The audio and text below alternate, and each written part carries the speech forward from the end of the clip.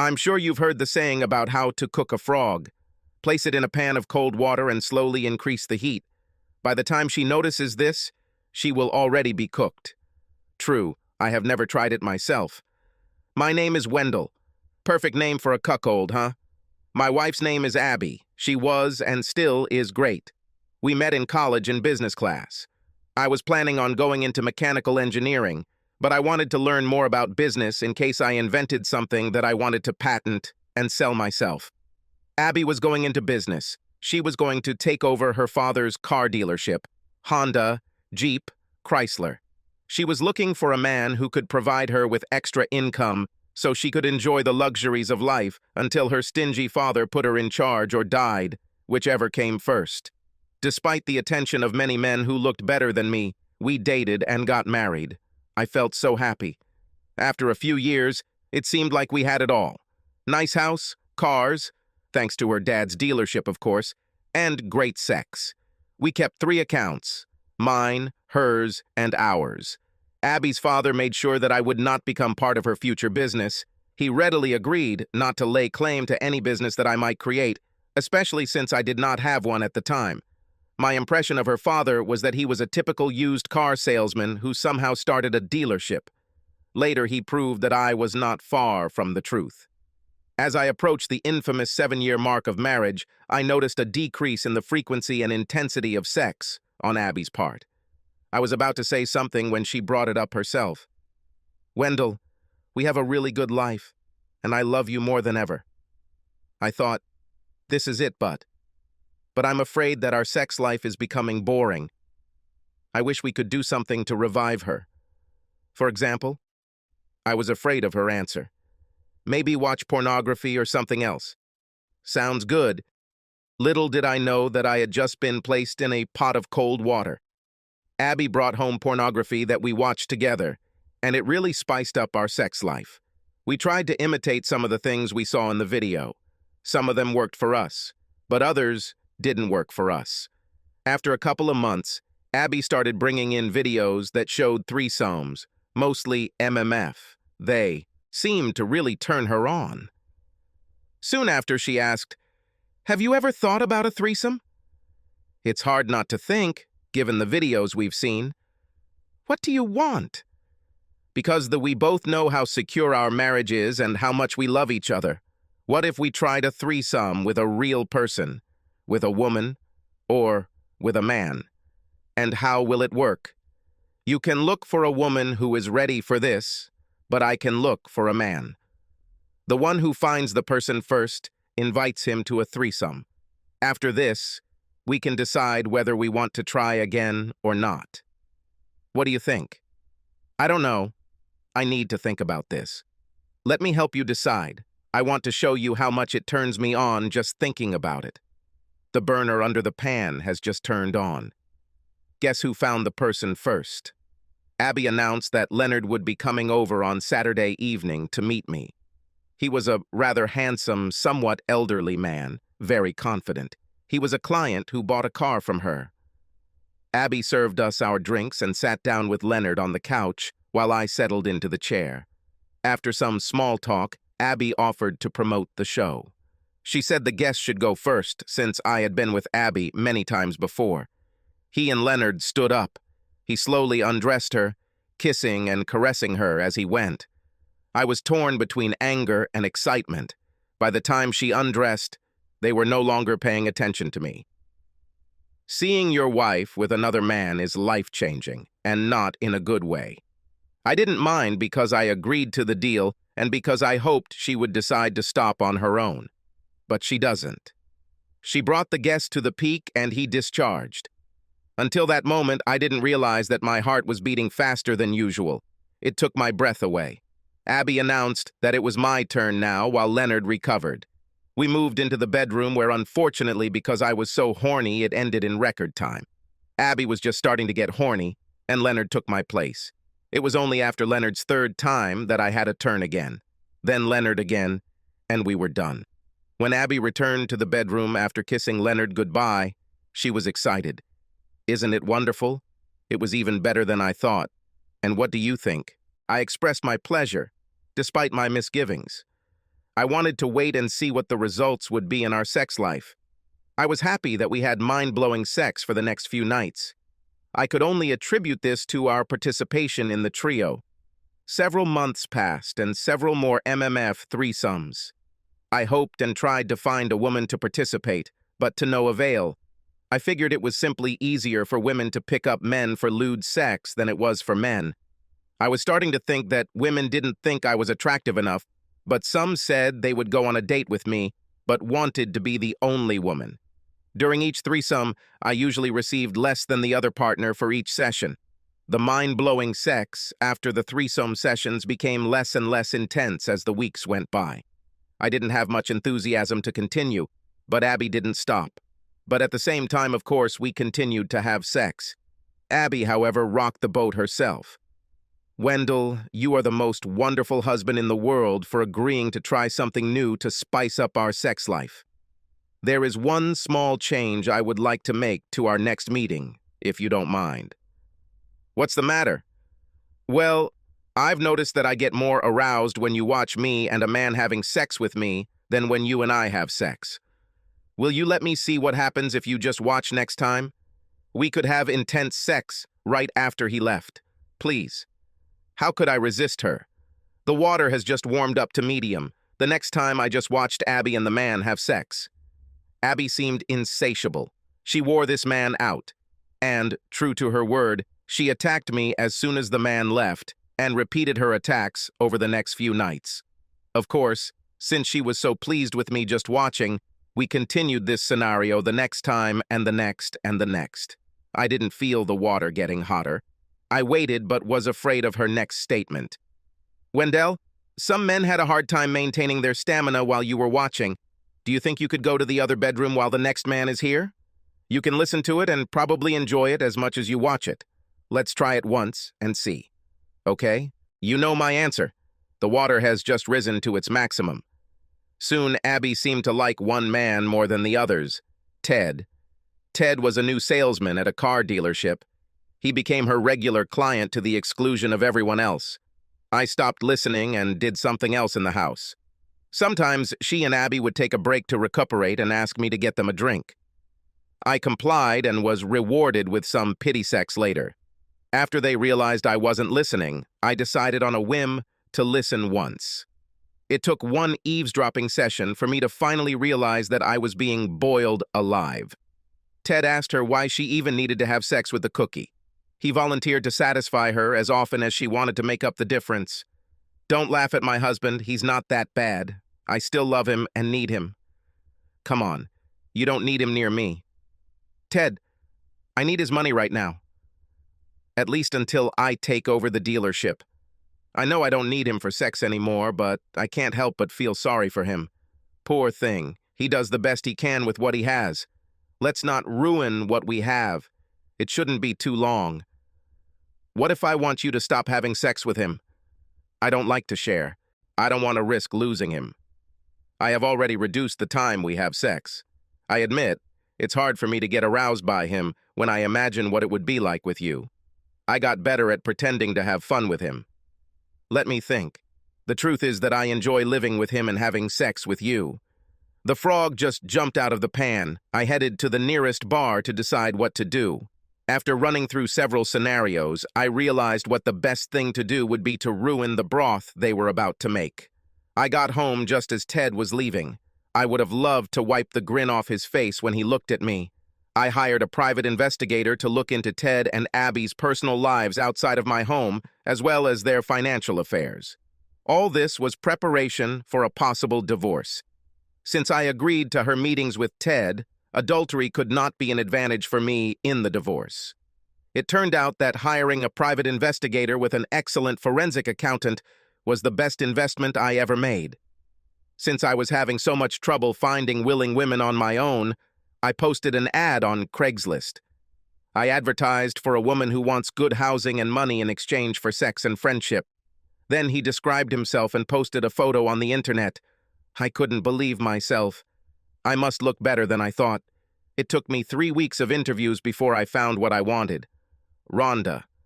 Rhonda was a couple of years older than me. She was tall, with large breasts and a luscious ass.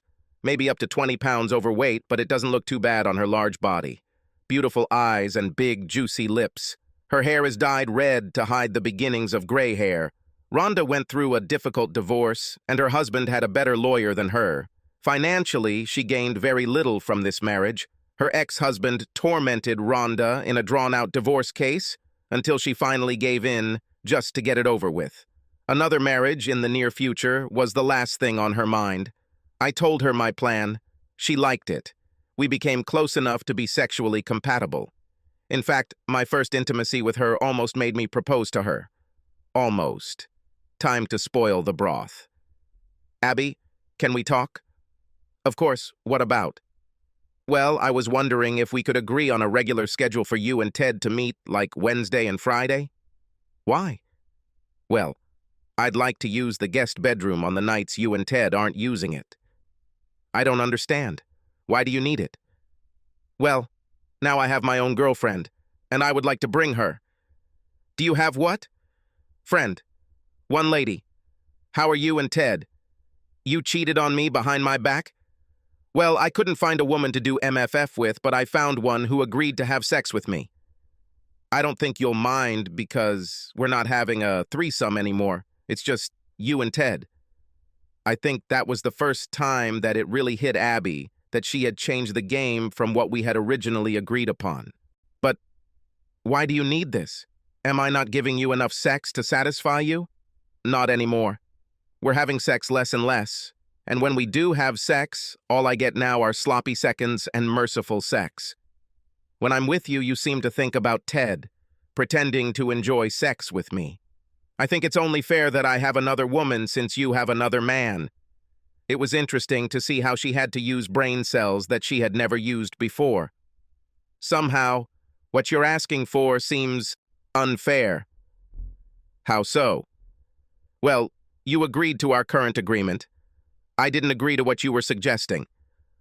Okay, it was you who suggested having a threesome. Then it was you who suggested that I just watch. Then you asked me to leave the room. You've been having sex with another man for months now. Just Ted and me. Haven't you noticed an improvement in our sex life? Once upon a time, yes, but not recently. Tell me how fair it is that you continue to have a lover, but I cannot. What if I promise you that our sex life will be better if I also have a mistress, like you promised me? Honey, I wouldn't mind if we had more sex if that's a problem. Maybe I wasn't as attentive to your needs. Sorry, I've had enough pity sex. If I cannot make a fair deal, I will refuse to allow you to have a lover. She looked surprised. She was in my hands, and she knew it. I think everything will be fine. Are you sure she's not trying to trick you into getting a divorce or getting your money? Just like you're sure that Ted won't do the same to you. Once again, I saw new brain cells being used. It never occurred to her that Ted might be interested in something more than sex. Well, I'm not sure Ted and I will continue our current arrangement for that long. Could you wait a little?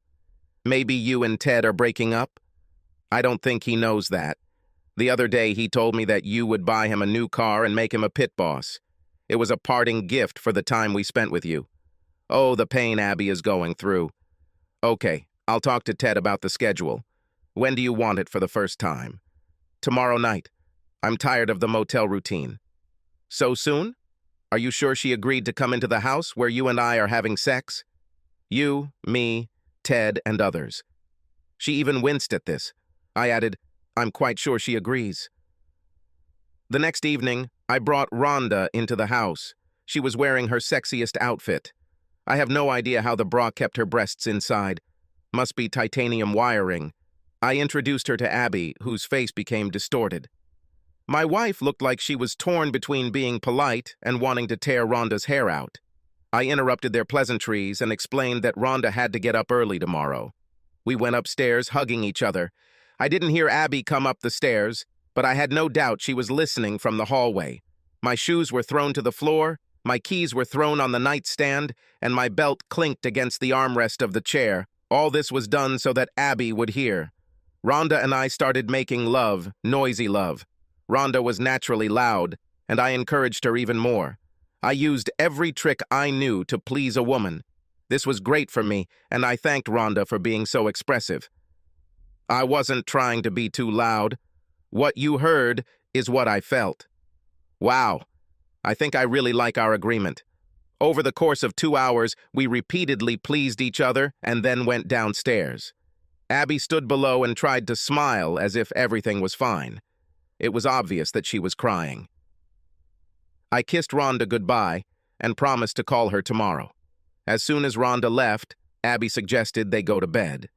I really need to go to bed, but only to sleep. But I had sex with you after I got a new boyfriend. I'm really excited now.